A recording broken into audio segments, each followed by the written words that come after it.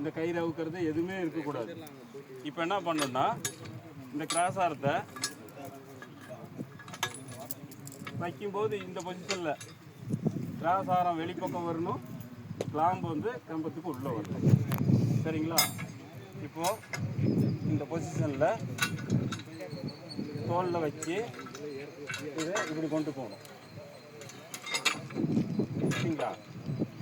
இந்த கிளாம்பு வந்து இது மேலே போட்டும்போது வந்து பக்கமாக வச்சு இந்த கிளாம்பையும் கிராஸ் ஆரத்தையும் ஒரு கையில் போட்டு இந்த கயிறு இருக்குதில்ல, இடுப்பு கயிறு கட்டணம் இல்லை, அந்த இடுப்பு கயிறு மேலே இந்த கிராஸ் ஆரத்தை உட்கார நின்று இதை தாங்கி பிடிக்க வேண்டியதில்லை. கம்பத்தை விட்டு வெளியே போகாமல் இந்த கிளாம்பையும் பொறுமையாக எடுத்து நட்டை கழட்டி போல்ட்டை உள்ளே போட்டுவிட்டு டைட்டு வச்சா வேலை முடிஞ்சுது.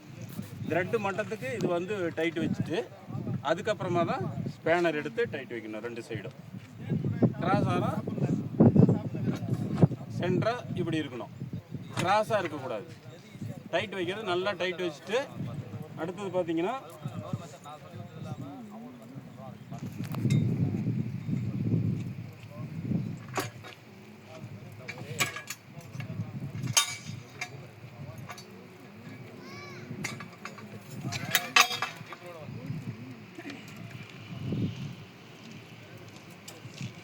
இந்த இடுப்பில் இருக்கிற ஸ்பேனர் எடுத்துட்டோம்னா இது ரிங்ஸு 5/8 போல்ட் நட்டு டைட் வைக்கிற ரிங் ஸ்பேனரு. இது டபுள் எண்டு ஸ்பேனர். இது டபுள் எண்டு லெஃப்ட் சைடில் வச்சு கிராஸ் ஆரத்தினுடைய பின்பக்கம் பிடிச்சிக்கணும்.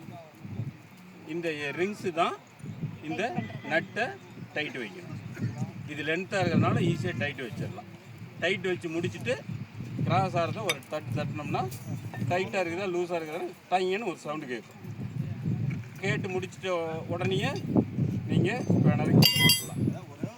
ஸ்பேனரை கீழே போட்டுட்டு இடுப்பு கயிறை ரிமூவ் பண்ணிக்க வேண்டியது தான். இடுப்பு கயிறை ரிமூவ் பண்ணும்போது நீங்கள் என்ன பண்ணணும், கம்பத்தை தாங்கல் பிடிச்சிக்கணும். தாங்கல் பிடிச்சிக்கிட்டு இடுப்பு கயிறை ரிமூவ் பண்ணணும்.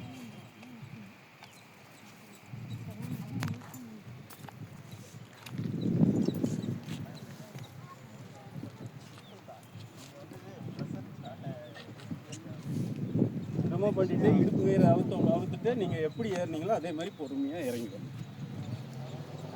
குச்சி கவர்லாம் அவுக்க தேவையில்லை. இதுதான் ப்ராக்டிஸ்.